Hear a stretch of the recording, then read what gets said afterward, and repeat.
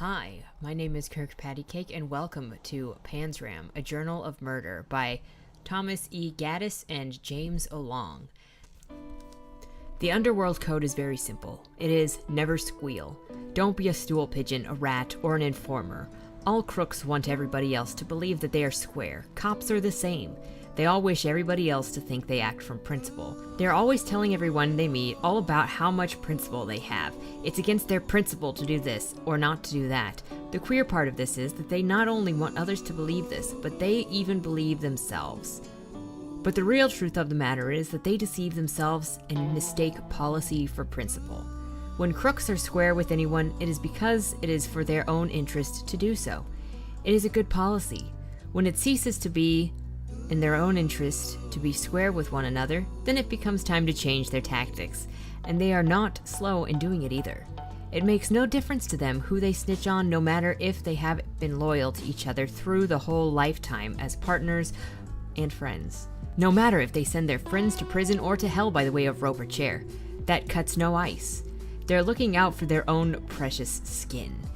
If they can benefit themselves at the expense of someone else, regardless of what the others have to suffer for their treachery, they will sure break the law of the underworld and open up and sing grand opera.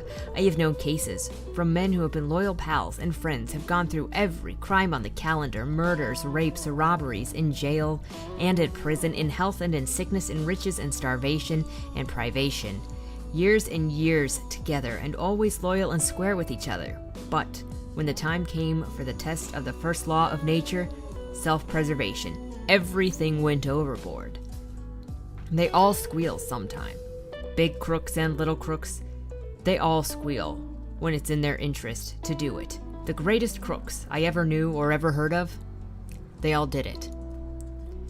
I have met every kind of crook there is. I have worked and lived both with and against them.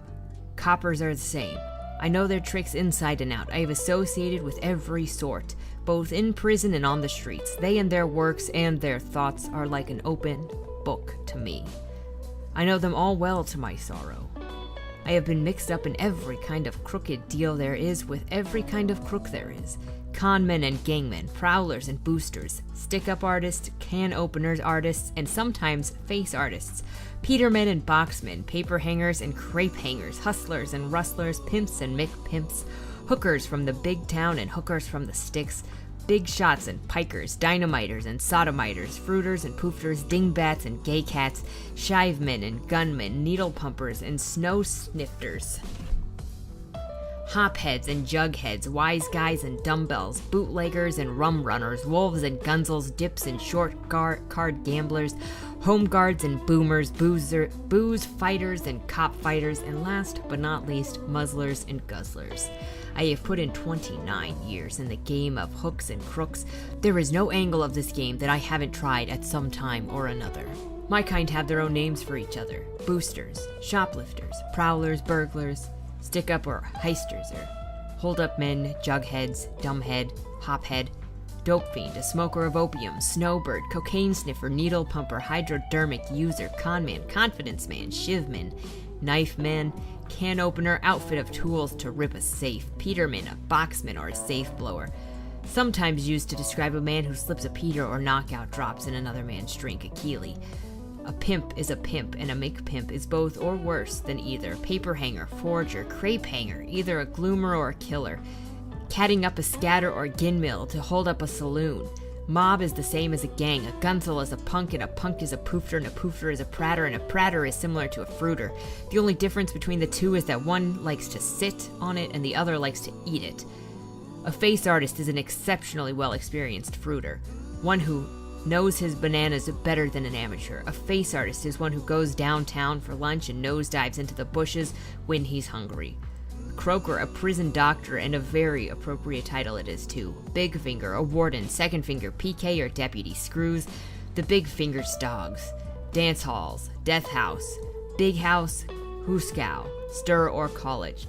To pull off a hot prowl is to turn off a trick in a private or a joint, that is to be kipped or bugged.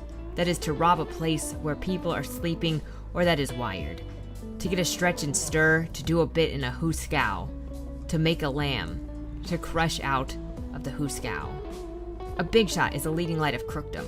A wolf is one who has preferences for Guzzlers. Sometimes they fall madly in love with each other, and then the green-eyed monster stalks abroad. I have met thousands and thousands of my kind in every different degree. From the kingpins to the biggest of big shots, down to the greasiest of greaseballs, and without exception, one and all insist on deluding everybody else, and themselves also, that they are square. That they have their makeup, the sparks of principle and honor, that they keep the code of the underworld. That they never squeal. Anything and everything against anybody and everybody is quite all right and permissible at the time or place. But the one rule that must be kept by all, regardless of anything else, is that they must never squeal.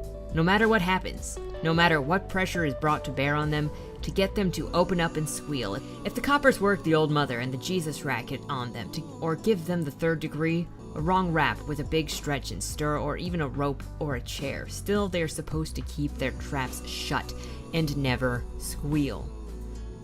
I have never met or heard of anyone yet who has ever admitted that they were wrong and that they were stool pigeons, squealers, or rats.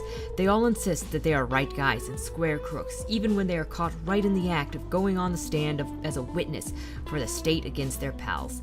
They won't admit it. One and all insist that they are men of honor and that they act from principle only.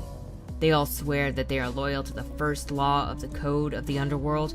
In theory, this seems to be the case. That the average person really believes this to be true, and that most crooks believe it also. The average superficial observer only sees a very small part. He sees nothing of what goes on beyond the scenes and under the surface. The actual facts of the matter are that one of the crooks are square with one another or with anybody. They are not square with the coppers, and the coppers are not square with them. The coppers are a pretty dumb lot. Most of them are well supplied with big flat feet and a big fat head, which is usually sadly lacking in gray matter. The coppers I have known, and I have known plenty of them, too damn many in fact, were and are a bunch of dumbbells who couldn't track an elephant in the snowbank unless they first had some rat or stool pigeon to lead them to it and point it out. Most of them have plenty of brawn, but few of them have any brains. With all the forces of the law behind the copper, all the steel bars and stone walls, their guns and clubs, all would avail them nothing if it wasn't for their rats and stool pigeons. The third degree and the rats are the best and worst weapons that the cops have, yet they will never admit that they have or use either. Perhaps it isn't generally known, but it is a fact nevertheless that during the World War every man in this country was classified all according to their mental and physical and moral conditions. The crooks and coppers were both put in the same class, which was pretty low down the scale. Few people know that gangsters and gunmen in New York City have on several occasions made special reservations and very expensive trips to and from the Clinton prison, or that they have invited the warden and the second warden, and the 8 or 9 screws at a time to come down to the big town where they wined and dined at the Silver Slipper and other nightclubs, all at the expense of those gangsters and gunmen. All of these things are a matter of common knowledge among the underworld. Many coppers know these things. The Silver Slipper and the Cotton Club are the special hangouts of both crooks and cops. Anyone at the time can verify these things. Therefore, it stands to reason that the coppers and the crooks are all working together and are all double-crossing each other at the same time, and yet each and all of them are always yelping about their honor and their great principles. Honor among thieves is bunk. There is plenty more interesting stuff in this book, and if you're not pulled in just yet, here are a couple tidbits. Panzram was made famous for 21 murders and sodomizing over 1,000 men. While he was walking up the gallows, his famous last words were something along the lines of, "Can you hurry it up? I could have killed 10 more men by now." For a little while, he was in the same prison as the Birdman of Alcatraz, though they never became friends because Carl Panzram doesn't make friends. He admits in this book to one person in the world that he did not wish harm upon, and that was a prison guard who gave him $1 and didn't expect anything back in return. And he was sentenced to life in prison. However, he didn't want life in prison. He wanted the death penalty. He was in the state of Kansas, which hadn't had a death penalty in 60 years, and they'd actually outlawed it in that state. So he petitioned and petitioned to be given the death penalty until finally he was successful.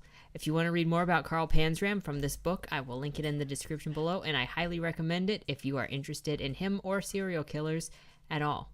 So until next time, see ya.